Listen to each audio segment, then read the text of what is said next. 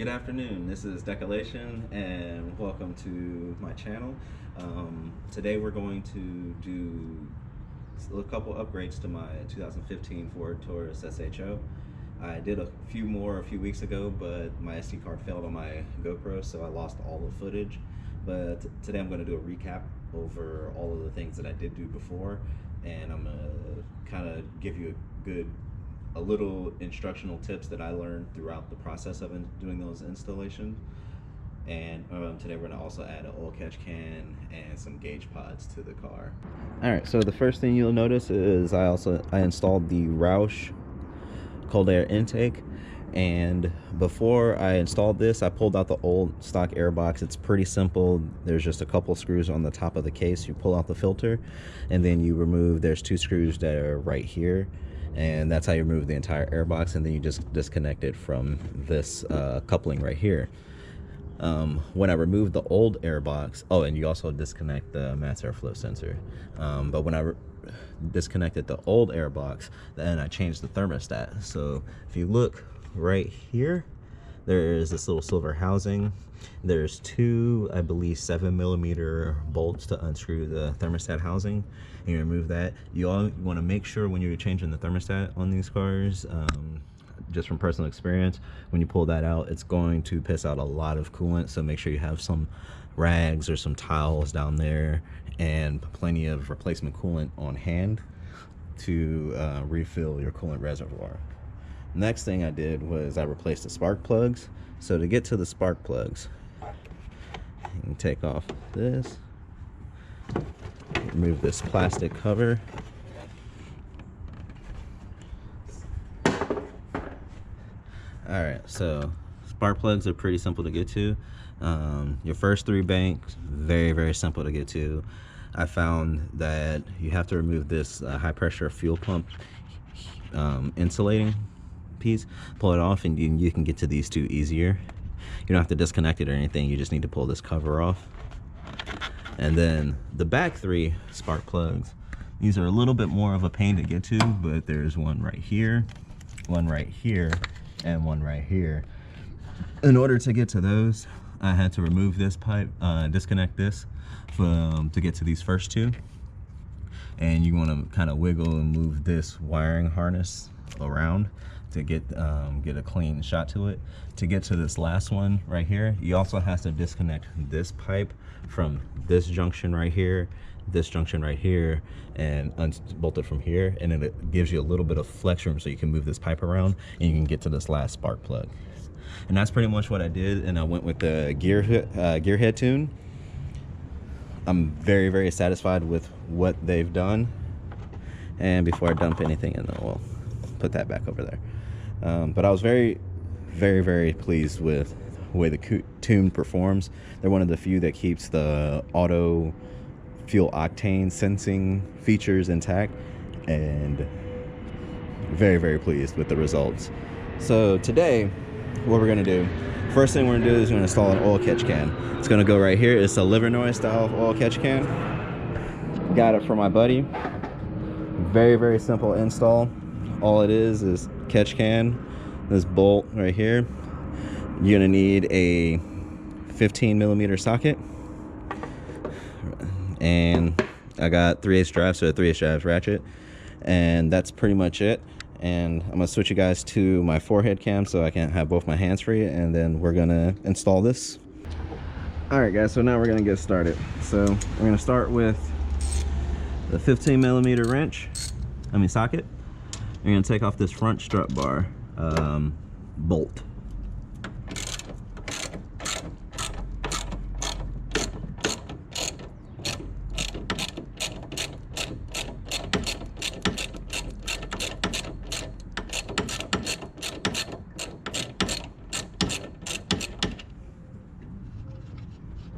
All right.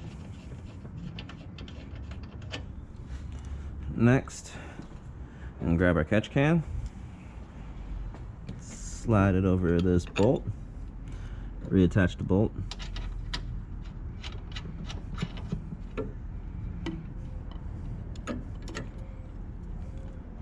and now just retighten the bolt. I'm not going to tighten it fully. I'm just get a little snug because I may have to do a little bit of adjustment just to get this to fit with the hoses.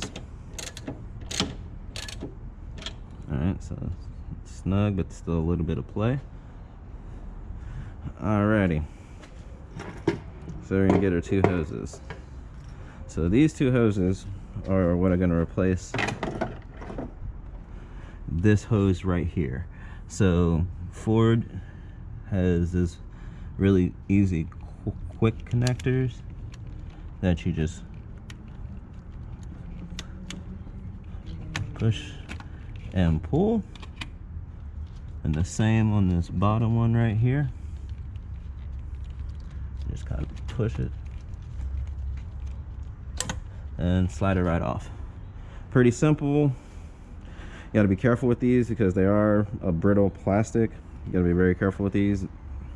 So sometimes they can snap easily and kind of annoy.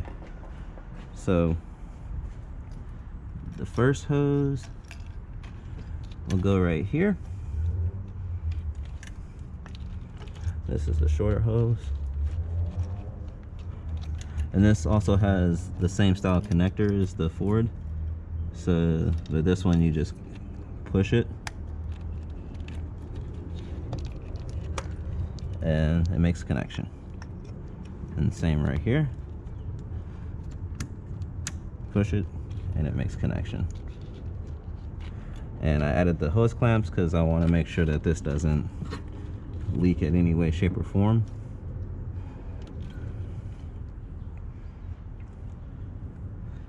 All right. And then the second hose,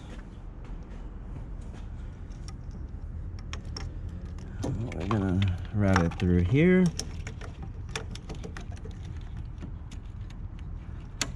Push on, make a connection, and push it on.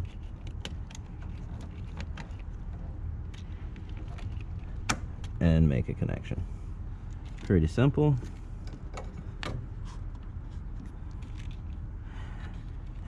And one of the things you want to make sure that you're with these is there's no kinks in the hose. When you're installing this, you kind of want to have the hosing sized perfectly to where you're not kinking the hose. It's a very smooth bend.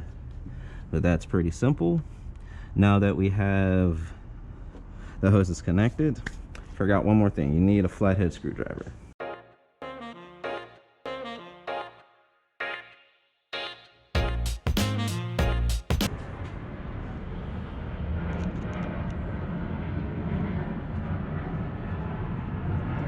And with this, I'm just tightening these to make sure that they don't come off under boost or anything like that.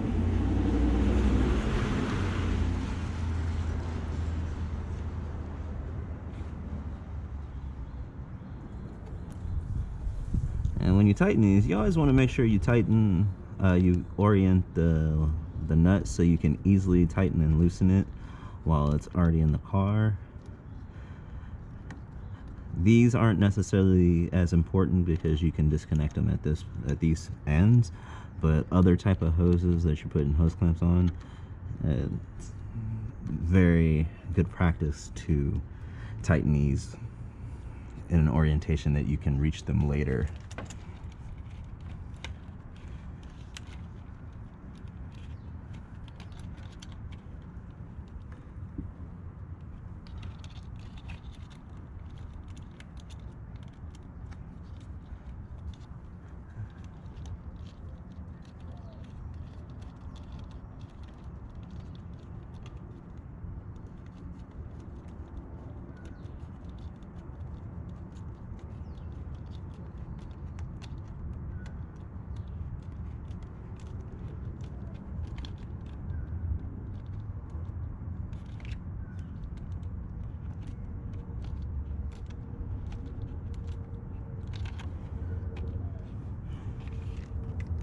Alright, and the last one.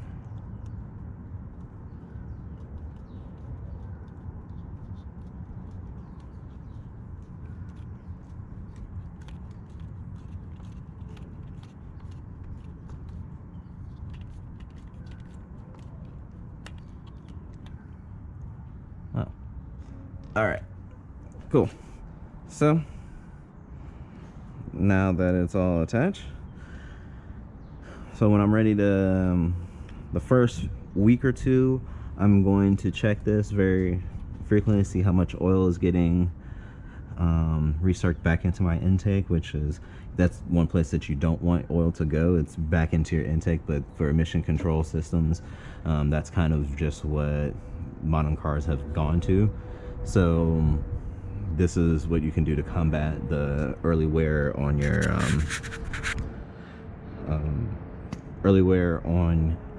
valves and from oil damage. All right, so now we're gonna tighten the nut on top, re-torque down the strut brace. All right, so this is nice and sturdy, and this is protecting us now. Cool.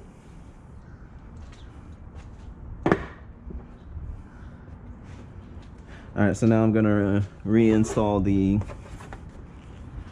cover.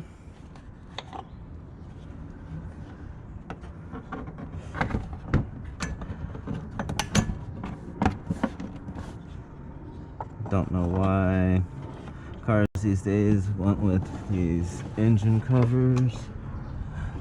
I kind of like looking at the engine myself.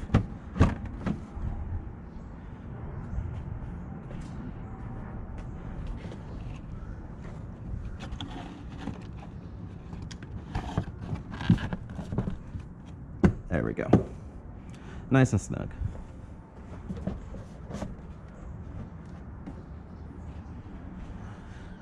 All right, so that's it for the oil catch can installation. And so now we're going to move to the autometer gauges install. All right, to install the Aeroforce gauges, so the first thing we need to do, we need to pop off this speaker cover right here. So it says use a pry tool, and I recommend using a pry tool. I don't have one, so I'm using a very, very, very thin flathead and just being very careful. It says there's 5 clips. You just got to be very, very careful not to break them.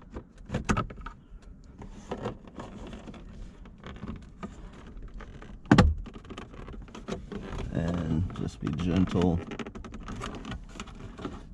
Keep constant force on it.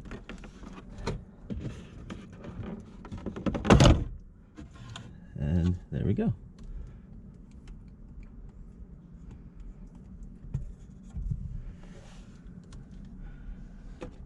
Alright. So pretty simple.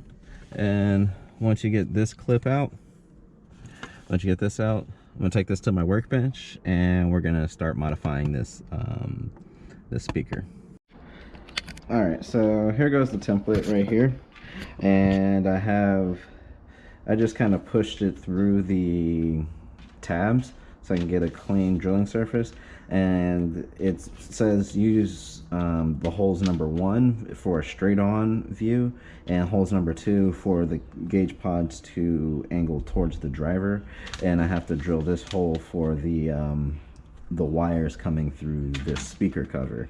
All right, so we're gonna go ahead and get my drill, and I'm gonna go for number 2 because I'm gonna angle it towards myself while I'm driving. A little easier for me to see it.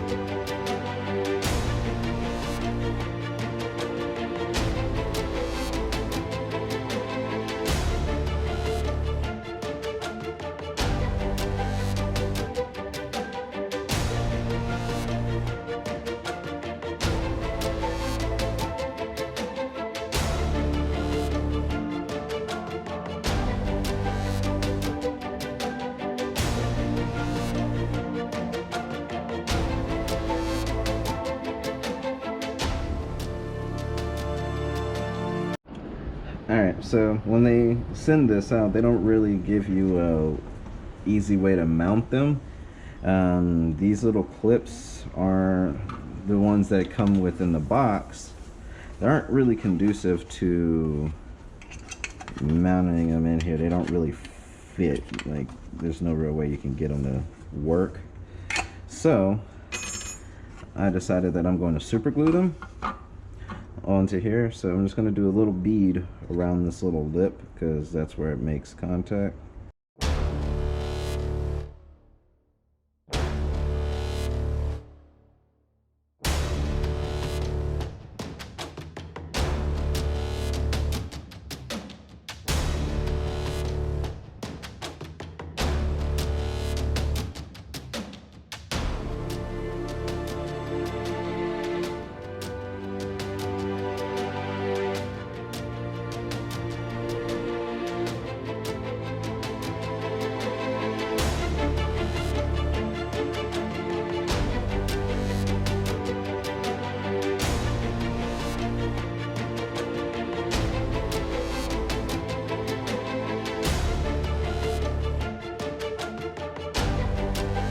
And while these are drying, now we're gonna go figure out how we're gonna route the cable.